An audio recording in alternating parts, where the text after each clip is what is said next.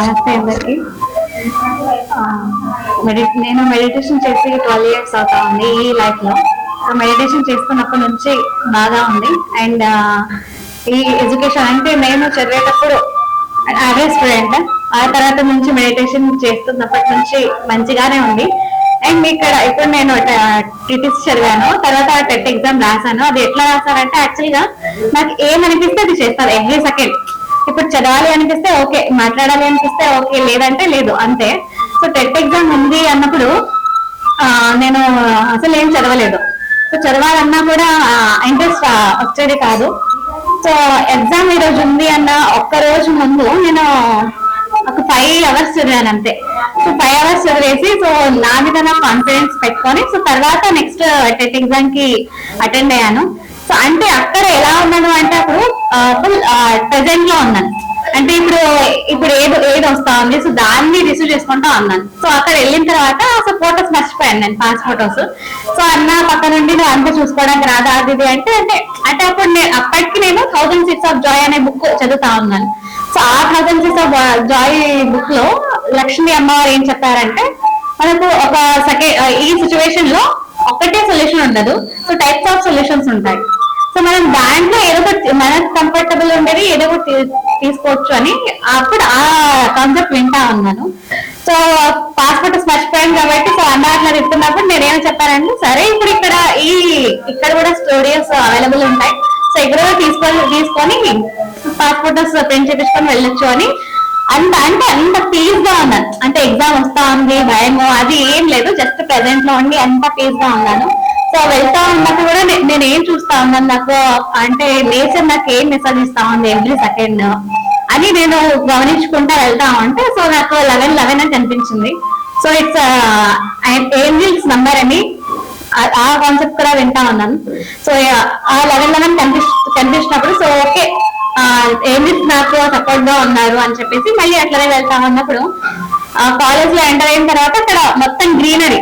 So అది ఆ time కూడా నాకు మంచిగా అనిపించింది. అంటే ఓకే సో నేషన్ నాకు మంచిగా వెల్కమ్ చేస్తా ఉంది ఎగ్జామ్ రాయడానికి అని చెప్పి సరే అని మళ్ళీ కాలేజ్ లో వెళ్ళిన తర్వాత సో అక్కడ నాకు ఆన్లైన్ ఎగ్జామ్ ఉంటుంది. సో ల్యాప్టాప్ నంబర్ కూడా నాకు 00 వచ్చింది. సో 00 సైన్ ఏమి అంటే సో నేచర్స్ అంటే ఏంటి మీతోనే ఉన్నారు, సో నో భయం అండ్ ఆ యొక్క మెసేజ్ అనమాట.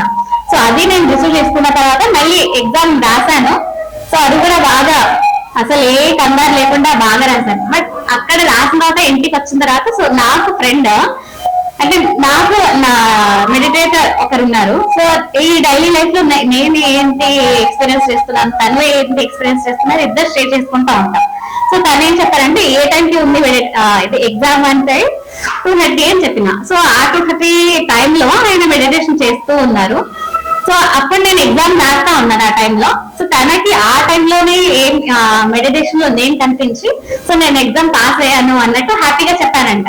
సో ఇంటికి వచ్చిన తర్వాత సో ఆయన ఆ మెసేజ్ చెప్పాను నాకు, ఇట్లా మెడిటేషన్ లో కనిపించి సో ఎగ్జామ్ పాస్ అయ్యాను అని హ్యాపీగా చెప్పావు. సో ఈ ఎగ్జామ్ అసలు భయపడాల్సిన అవసరం లేదు, పాస్ అయిపోతా అని చెప్పారు ఆయన. సో అక్కడి నుంచి ఇంకా అసలు ఏం భయం లేదు దాని గురించి. సో నెక్స్ట్ ఇంకో ఎగ్జామ్ ఏంటంటే టీటీసీ చదివేటప్పుడు అప్పుడు కూడా ఏం చదవలేదు. సో అప్పుడు ఏమంటే టైం టేబుల్ వచ్చిన తర్వాత భయం వేసింది. అదే ఏమంటున్నారు అంటే సరే ఇప్పుడు టైం టేబుల్ వచ్చింది పోస్ట్పోన్ అవ్వాలి అంటే సరే పోస్ట్పోన్ అయింది, మళ్ళీ చదవలేదు, మళ్ళీ భయం కదా మళ్ళీ ఎగ్జామ్స్ ఎలా రాస్తాను అని చెప్పి మళ్ళీ సెకండ్ టైం టేబుల్ వచ్చినా కూడా మళ్ళీ ఇది రాకూడదు మళ్ళీ పోస్ట్పోన్ అవ్వాలి అంటే ఓకే పోస్ట్పోన్ అయింది.